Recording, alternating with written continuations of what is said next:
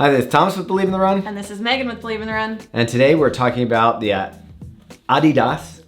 Can you say it? Adidas. Adizero Pro 2. Yeah, this is the Pro 1.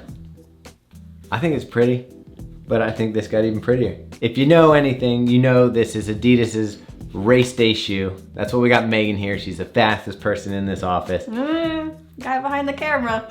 He hasn't run a marathon yet. True. All right, Brandon, when you get faster, maybe you can be up here and talk about fast day shoes with Meaghan. Instead, you get me today talking to you about the Adidas Adizero Pro 2.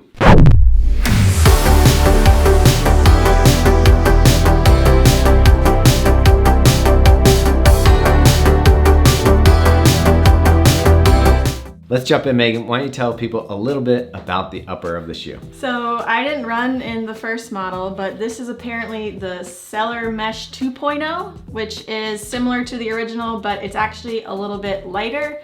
It has what they say are larger windows, so you can actually see through this upper. Super light, really breathable. I mean, it's just minimal upper. It fits really nicely. I do like it. I like the upper on this one. You can tell the Cellar Mesh. You can see here, if you look at the close-up, you got little diamond cuts where the air can go through. On this one, the Cellar Mesh is a little bit more open, and like Meaghan said, the windows, so you can see the design elements. The pink is actually the footbed, but you can see the design element letting that air in. I found the upper to fit well. If anything, my foot kind of wanted to slide to the lateral edge a little bit. You have a thin tongue, and on the tongue it's got this little pillow I like for when you tie your shoes there. Lacing this though is not that easy. Did you find lacing it was easy? I did kind of hate that, especially when you're like rushing around in the morning and trying to get your shoes on real fast. You have to really loosen them up to get your foot inside and then go back and tighten each layer in order to get a secure fit. It's not a smooth like tug and the laces cinch down.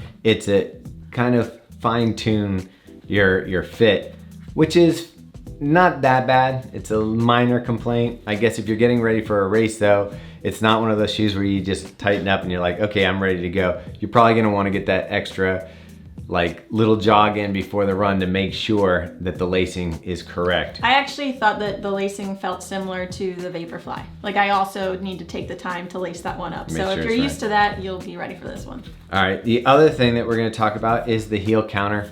I felt it works really well. No heel lift. Overall, the shoe felt snug on my foot. I did go with the size 10 versus a size 10.5, and I didn't have any issues with it. On my longer double digit run, I did get a little rubbing on my left foot because I should be probably wearing a 10.5, but I really liked the weight savings and size difference, the way that it felt snug against the foot in a size 10. I have the opposite size, so I would normally wear a size 6 in men's, and I have a 6.5 here. I didn't feel like it was too large. It didn't really bother me. I did notice on my first run a little bit of rubbing around the heel, but that was fixed when I wore a sock with a lip on it. So it was a sock malfunction. Sure. All right, cool. Anyway, let's get down to the bread and butter. It's foam, it's plates, it's rubber. What do we got going on in this midsole, Meg? So you have the Lightstrike Pro foam.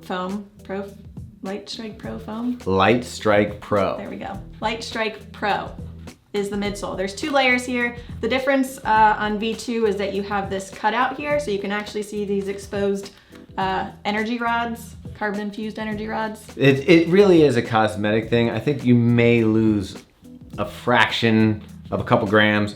You can see on the bottom here the difference between the 2 shoes, where this one has it cut out on the medial side. There's also a little bit of sculpting on the lateral edge. You know, it really just does a really nice job of cleaning the shoe up. It's funny, I watched Runchinsky, who's on Instagram, did like a little mock-up of what he would do to kind of sculpt this shoe to make it look a little faster. And a lot of what he talked about actually is in this midsole. I'm not saying Adidas was listening to him, but it does play into almost exactly what he was saying he would do with the midsole to make it look faster. This might be mentally in my head, but I found like out on the run, I didn't get that super smooth transition. I felt like the forefoot and the heel were almost like 2 separate bodies, and I just couldn't get a really smooth transition. Two things I think play into that. One, you've got a carbon plate in the heel, and they say that's for stability because you're really not flexing a carbon plate in the heel. And then two, you've got the energyRODS and the way they come through. It also has a very aggressive counter lever up here behind the toes. So I really felt like once you were going fast and you were kind of more up on your toes, you didn't really notice it as much. When you were going slower paces or if you weren't maxing out, if you're using the whole shoe, it kind of does feel a little wonky. And I felt maybe even a little unstable in the heel. With the Lightstrike Pro, the rods, everything, it feels like a normal running like super shoe that we're used to at this point. I put this in the top tier of the running one, so this would compare to, you know, some of our favorites in there. I don't think it's a clear winner. It's not one that I would knock anything off the podium for to get to, but I do feel like Adidas has a winner here that is at least comparable to everything else that's at that top tier. Yeah, I mean, I'd put it in there with the Metaspeed Sky, with the Vaporfly, with the, what's the new RC one? Elite too. Yeah, I mean, it's up there. It's a good shoe. It feels fast, it feels light. One other thing that really helps is you have two different types of Continental rubber here, and they said that it's basically like from a rock climbing, you know, those, I don't even know what you call those shoes, the slippers or whatever, rock climbing stuff. If you're a rock climber, chime in here. But it's got this grip here and they put a little bit of grooves in it to actually give it a little more tackiness. It looks super smooth, but it really does bite really well and you can feel that toe off. So I really like that in the shoe. And then up here at the front and the back, I think that's just some regular textile rubber. Meg, when you were doing some speed workout or longer runs, how did your legs feel afterwards? How did you feel picking up the pace in the shoe? Obviously we're in like 99 degrees. Yeah, it's hard to really pick up the pace when it's 85 and 90% humidity. However, I do feel like this shoe is meant to go fast. Like I definitely felt the most comfortable when I was picking up the pace and getting the leg turnover. And I mean, it's comparable to the Vaporfly. Like I felt like I got a good bounce and good energy return out on the run. I felt like it's a little bit softer than the original, a smidge, but it really does roll through nicely. I don't know, I still like the original. I think this one with a little bit more cut out is a nice addition. So if I was like trying to save a little bit of cash and you could find this one on sale and wait a little bit on this one, I think that you're not missing too much. I think it's like just a minimal upgrade. It looks a lot different, but it runs and feels pretty similar. Speaking of cash, you can snag this guy for $220. Yeah. Other things we didn't mention, it's got a 10mm drop with a 39.5 in the back, legal, and a 29.5 in the front. So you've got all that going for you. Yeah, you've got some really nice stack height, like your typical super shoe. Yeah. For me though, one thing I did notice, while I do feel it has a little bit of bounce and give under the forefoot, it's not quite as bouncy and forgiving as say the RC Elite 2, or even, I would say, even the Vaporfly has a little more like give and then push, where this one has a little firmer feel coming through, but you still get that snappy feel through the stride. Yeah, I would agree. There you have it, the Adidas, and you can say it in the American way too. No, don't. Okay, don't. Adidas.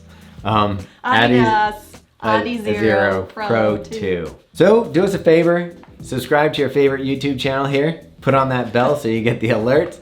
Also check us out on Instagram, join our Strava group, check out the Drop podcast, and Meg, what about our other podcast? Yeah, Fuel for the Soul is another podcast we do with Meaghan Featherstone. If you are interested in nutrition and performance, check it out. Do you want to say hi to your mom? Hi, Mom. All right, and that's that. How does Thomas believe? I can't even say it. Hold on a second. There's shit all over your shirt. What the f going on? Is it good now? Better. Hi, this Thomas would believe it. Wait, I should probably give it a little space there. Right? All right, ready?